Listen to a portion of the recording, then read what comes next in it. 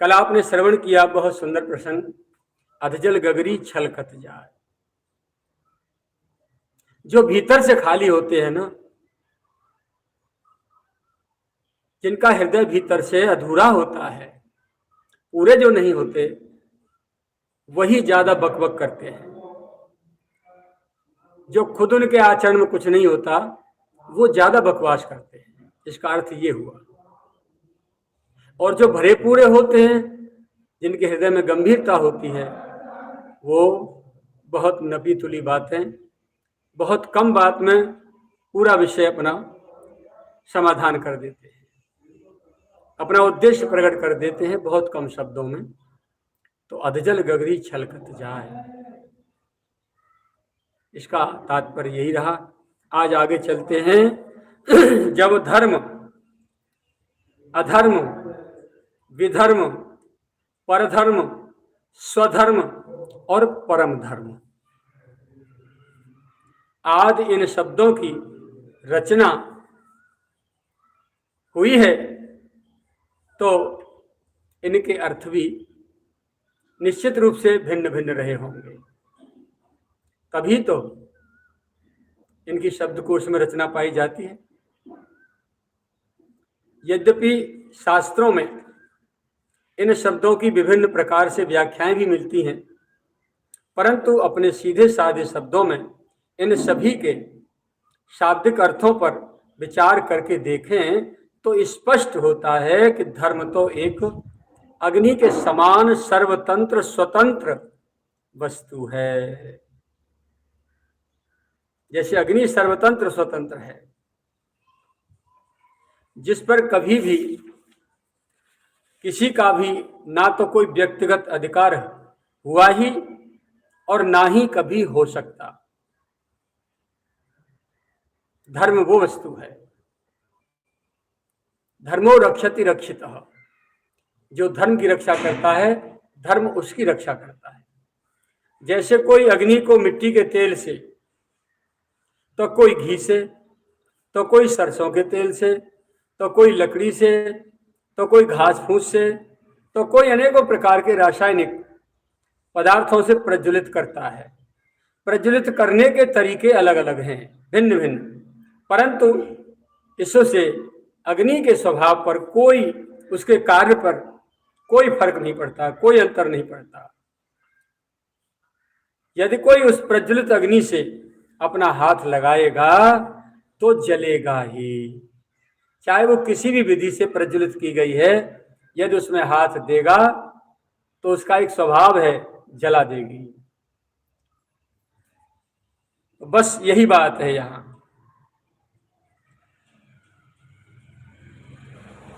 अब भले ही वो किसी भी विधि से क्यों न प्रज्वलित हुई हो, परंतु उसका जलाने का स्वभाव कभी भी मिट नहीं सकता और सब पर समान रूप से लागू होता है, चाहे कोई भी हो, भगवान को छोड़ के। अब भले ही कोई धर्माचार्य, ध्यान से सुनिए, अब भले ही कोई धर्माचार्य उसे किसी भी ढंग से ही क्यों ना आचरण करें, धर्म का आचरण, कोई भी धर्माचार्य उसे किसी भी ढंग से क्यों ना आचरण करें, परंतु धर्म का जो स्वरूप है और उसकी जो परिभाषा है, वो कभी भी नहीं बदल सकती। अग्नि की तरह सर्वतंत्र स्वतंत्र है धर्म, तो परिभाषा उसकी बदली नहीं जा सकती। उसका काम तो सदैव आचरणकर्ता को, धारणकर्ता को समस्त विकारों से बचाते हुए अपना स्वरूप बोध करा के दूसरों को भी शांति प्रदान करते हुए, विकारों से बचाते हुए अपना स्वरूप बोध करा के दूसरों को भी शांति प्रदान करते हुए उसे अविचल आत्म शांति की ही ओर ले जाना है। धर्म का काम जीव को अधर्म से हटा करके, पाप की प्रवृत्तियों से हटा करके केवल भगवान के प्रेम समुद्र में डुबोने का काम है। अब यदि हमारे धर्म का आचरण करने से हमको और दूसरों को भी अशांति प्राप्त हो रही है, तो ये निश्चय ही मान लेना चाहिए कि हमारे ही आचरण में कोई भूल हो सकती है, इसमें धर्म का कोई दोष नहीं। इसे दूर करने के लिए हमें अपने आचरण का गहराई से निरीक्षण करना चाहिए, तभी उसकी विकृति दूर हो सकती है। आचरणकर्ता के आचरण की कमी को लोग धर्म पर थोप कर कहते हैं कि इस धर्म में ये कमी है, ये विकृति है, ये बुराई है, ये दोष है इस धर्म में।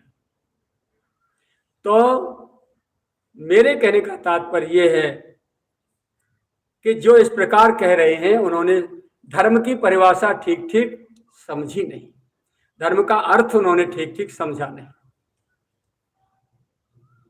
धर्म तो धर्म है, आचरणकर्ता के आचरण के कारण धर्म को कलंकित करना ये मूर्खता के अतिरिक्त और कोई दूसरी बात नहीं होगी।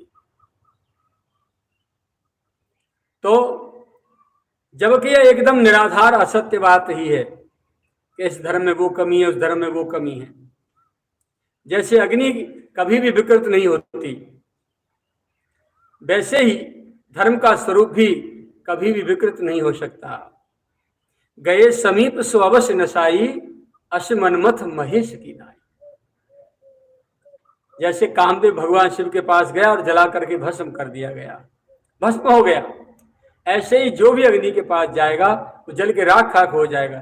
तो ऐसे ही जो धर्म को धारण करेगा वो भी इस संसार में और इस समाज से बिल्कुल एकदम सबसे अलग होगा।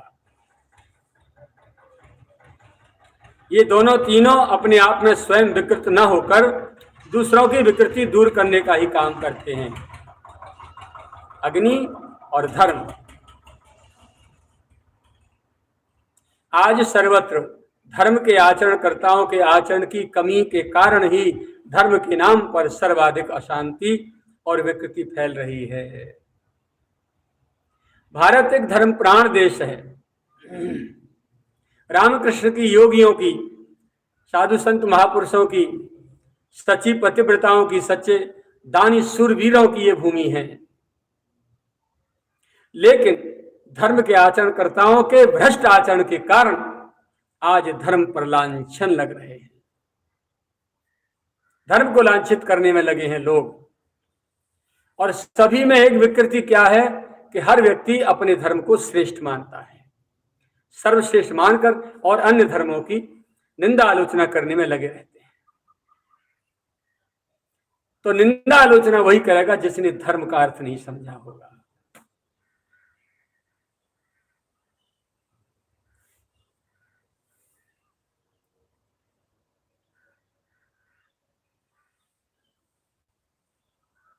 यही इस बात का प्रमाण है कि आज व्यक्ति धर्म के नाम पर अधर्म, विधर्म और परधर्म का सेवन ही अधिक कर रहा है।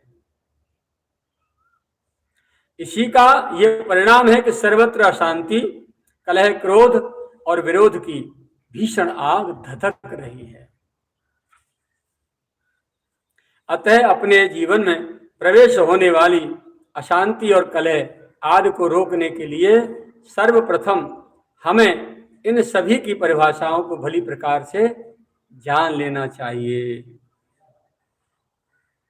तभी इस मानव जीवन का ठीक ठीक अर्थ हमारी समझ में आ पाएगा और तभी इसका सच्चा स्वाद हम ले पाएंगे। धर्म का अर्थ है, अब ध्यान से सुने परिभाषा, धर्म का अर्थ है किसी भी वस्तु को अपने में दृढ़ता से धारण करना और उसे आचरण करना। किसी भी बात को अपने में धारण करके आचरण करना, ये धर्म का अर्थ है। क्योंकि धर्म, अधर्म, विधर्म, परधर्म, परम, स्वधर्म और परम धर्म आदि सभी शब्दों में धर्म शब्द तो जुड़ा हुआ है ही, सबके साथ धर्म जुड़ा हुआ है। इसीलिए अपनी व्यक्तिगत मान्यताओं में इनकी परिभाषाएं भी अलग अलग इस प्रकार हैं। जिसे धारण करने से, ध्यान से सुनिए, नंबर 1, जिसे धारण करने से हमारे जन्म जन्म के पापों में डूबे हुए वृत्ति और विचार पापों को छोड़कर आत्म कल्याण की ओर गतिमान हो जाते हों, उसे धर्म कहा जाता है। दोबारा सुने, जिसे धारण करने से हमारे जन्म जन्म के पापों में डूबे हुए वृत्ति और विचार पापों को छोड़कर आत्म कल्याण की ओर गतिमान हो जाते हों, उसे धर्म कहा जाता है। दूसरी बात, जिसे धारण करने से हमें अपने स्व यानी अपने स्वरूप का बोध होता हो, अथवा अपने और परमात्मा के बीच के निकटतम संबंधों का बोध होता हो, अथवा परमात्मा ने हमें जिस देश काल और परिस्थिति में खड़ा किया हो और उस जीवन को जीने के लिए शास्त्रों ने जो जो आन-मान और मर्यादाएं, जो नियम कानून कायदे निर्दिष्ट किए हैं, उसके अनुसार जीवन को जीने की क्रिया को अथवा उसको अपने में धारण करने का नाम ही स्वधर्म है। तथा उस शास्त्र निर्देश की उपेक्षा करके, नंबर 3, उस शास्त्र निर्देश की उपेक्षा करके अपने मन माने ढंग से शास्त्र विरुद्ध वस्तु को अपने में धारण करना या आचरण करना, जिससे अपनी और दूसरों की भी हानि होती हो। तीसरा नंबर सुने, उस शास्त्र निर्देश की उपेक्षा करके अपने मन माने ढंग से शास्त्र विरुद्ध वस्तु को अपने में धारण करना या आचरण करना, जिससे अपनी और दूसरों की भी हानि होती हो, उसे अधर्म कहते हैं। अथवा शास्त्र विहित कर्मों के विपरीत आचरण करना ही अधर्म कहलाता है।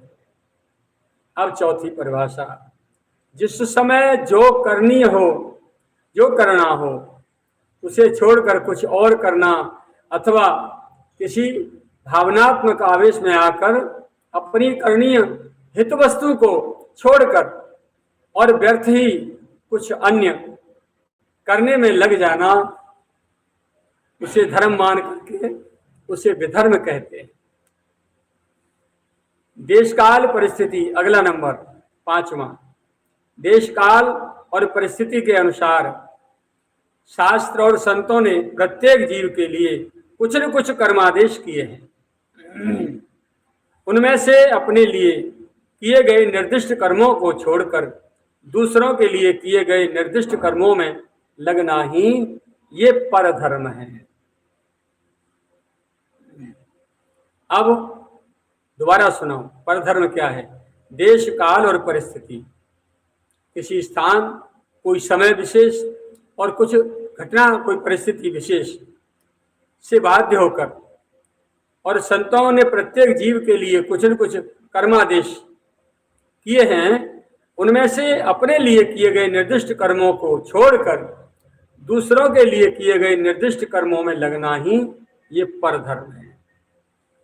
अब 6वां, वो आचरण जो अपने मन बुद्धि और विचारों को परम पवित्र बनाकर, वो आचरण जो अपने मन बुद्धि और विचारों को परम पवित्र बनाकर एकमात्र परम शांति के स्रोत परमात्मा की ओर ले जाता हो, अथवा वो कर्म जो हमको परमात्मा से मिलाता हो,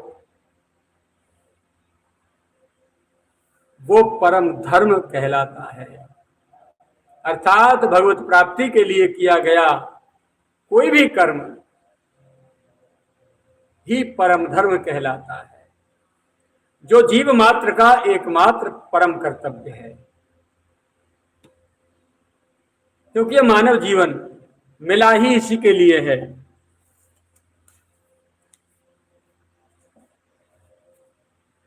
भंगार के लिए नहीं, जो भंगार में इकट्ठी करने में लगे हैं रात दिन, छीनने में, लूटने में, चोरी करने में, डकैती करने में, कत्ल करने में, मर्डर करने में, दुराचार, भ्रष्टाचार, अनाचार, पापाचार, दुनिया भर के अचार डालने में लगे हैं।